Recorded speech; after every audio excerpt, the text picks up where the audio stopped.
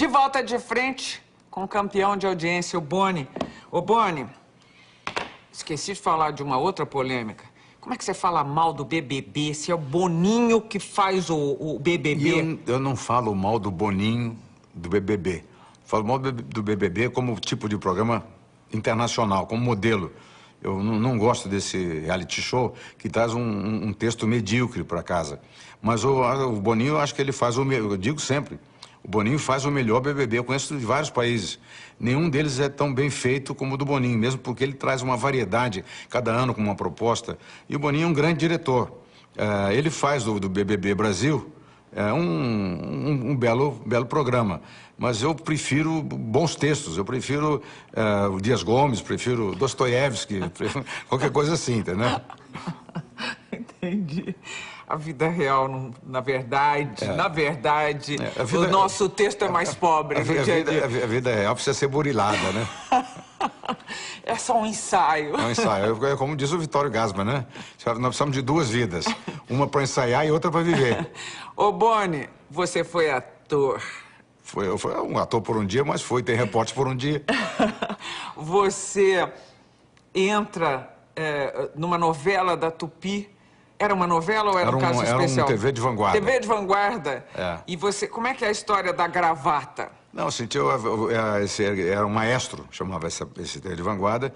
Era a história do sequestro de um jovem maestro de 10, 8 anos de idade, que era um gênio, e o empresário mesmo sequestrava o jovem regente para fazer promoção. Era uma jogada de marketing. E eu descubro que a gravata dele, que ele ia reger o concerto, está na casa do empresário. E com isso aí fica resolvido o processo do sequestro. Ele estava lá dentro, na casa, foi tirado de lá, mas a gravata estava lá. E eu entro em cena no último momento. Ao vivo? Ao vivo. O último momento da série, que 2 horas de espetáculo que durava, eu só tinha que entrar e achar a gravata. Assim, está aqui a prova de que foi tudo arrumado. Isso aqui foi uma manipulação. Então eu entrei, mas não tinha gravata nenhuma. Era ao vivo, era a primeira vez que eu entrava em cena, me deu desespero. Eu tinha 19 anos de idade, fazia um jovem repórter, estagiário. Aí eu comecei a virar móvel. Cadê essa gravata? Não sei, mas não podia dizer que era gravata. Ninguém sabia o que eu estava fazendo. Eu comecei a procurar. Você começou a procurar alguma coisa. Eu tenho que achar uma prova do crime. Eu já inventei texto, né? Então, comecei, não havia crime nenhum. Quer dizer, havia o crime de sequestro, mas ninguém sabia do que eu estava falando. Eu fui revirando o móvel, eu vi que todo mundo, o cameraman, todo mundo só dava risada. Porque eu virava tudo aquilo violentamente. Eu queria me desvencilhar, queria que acabasse aquela coisa. Aí o Cassiano cortou o som e falou assim, pega debaixo da câmera a gravata que eu vou jogar. Ele jogou a gravata, eu peguei a gravata, está aqui a prova. Foi tudo uma invenção do empresário. Ele é o criminoso.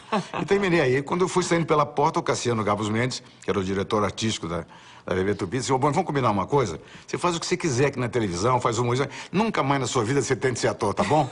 E fizemos esse acordo, eu cumpri até o final da minha carreira aí.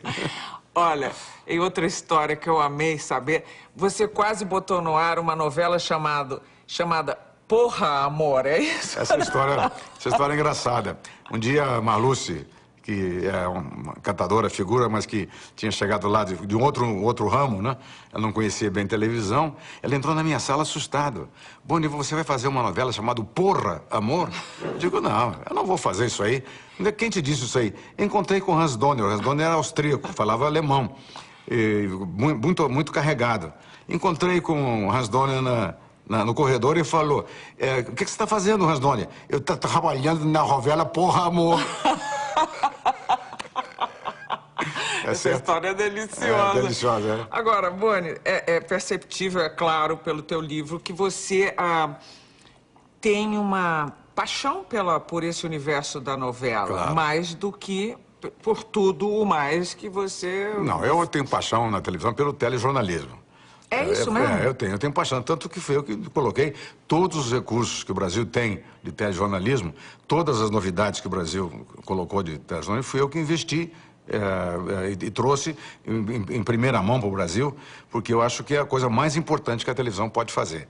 Mas eu acho que, como estrutura de programação, para sustentar uma audiência de programação, a novela é fundamental. Quer dizer, assim, um programa pode mudar a audiência de um horário. Mas o que pode mudar a história de uma emissora é uma novela. Então, eu acho que a novela é um esteio, eu chamo dela a espinha dorsal. É a coluna que sustenta... Até hoje? Até hoje. E vai ser assim ainda por muito tempo. Eu acredito nisso. Você conta uma história muito linda também, mostrando os primórdios dessa alucinação, porque o público tem, né? Que o público tem pelo produto. Você conta uma história na época dos Irmãos Coragem, que o Tarcísio Meira estava muito aborrecido porque no papel dele lá ele não conseguia achar o diamante, nada acontecia muito e aí... A novela tem um ritmo um pouco lento, né? E o Tarcísio estava doido da vida porque o João Coragem lá, que tinha que um dia achar uma pedra que mudava toda a história da novela, um grande diamante. Ele achava só chibiu. Chibiu são aquelas pedrinhas pequenininhas. Ele disse, não aguento mais ficar achando chibiu o dia inteiro. Não aguento mais essa novela. Ele estava, embora fizesse sucesso, ele estava mais ou menos infeliz. E nós fomos para Salvador, participar da produção de Salvador. Ficamos num barco, eu, a Glória Menezes, o Tarcísio e outros companheiros, Ibrahim Suede e tal. E estávamos no barco e, de repente, o Tarcísio estava na frente desse barco, um saveiro. E umas pessoas identificaram o Tarcísio e começaram a cantar a abertura da novela. Eu fico nervoso com isso aí. Aí, irmãos, é preciso coragem, aquela coisa, né? E era mais um barco só. Daqui a pouco outro barco se aproximou e outro barco começou a cantar também. E daqui a pouco tinham 3.000 barcos cantando no sol da Bahia. Sabe? Era um coro total aquilo, cantando Irmãos, é preciso coragem. Naquele momento, eu não tinha me dado conta ainda do que tinha acontecido com a TV Globo.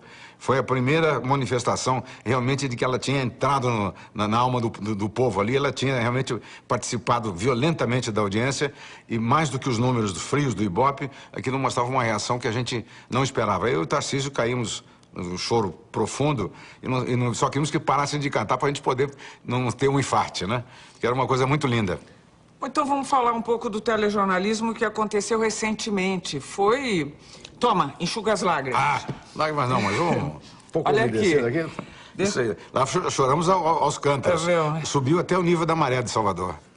Ô, Boni, recentemente houve essa comoção da mídia, pelo menos, na transferência de Fátima Bernardes para Patrícia Poeta. E...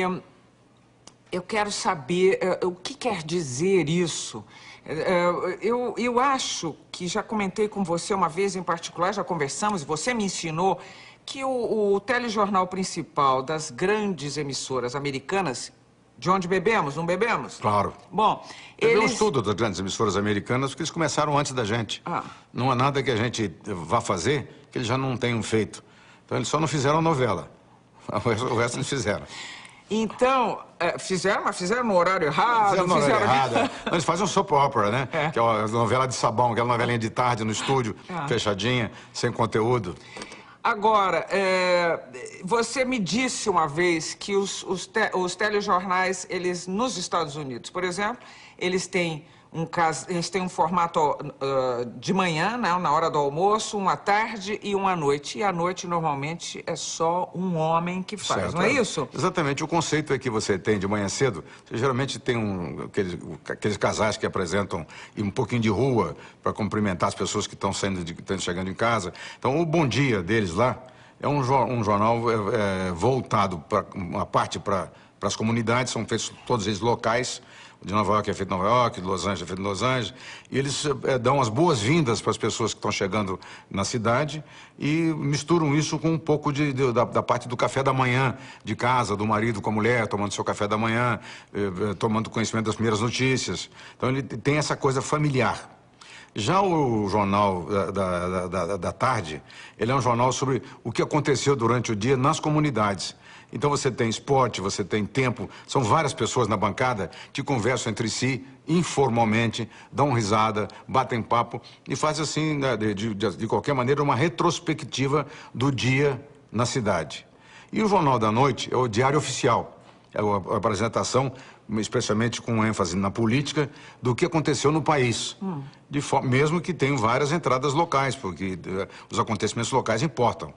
Então, é uma coisa séria, tão séria, que só houve uma tentativa de uma dupla, que foi o Huntley e o Brinkley, por volta de 1957, 58, na NBC, que eram dois repórteres. Mas é um repórter só, porque não é uma coisa séria. Repórter e âncora, você está dizendo? Um âncora, um repórter, um anchorman só, um apresentador só, não um repórter só.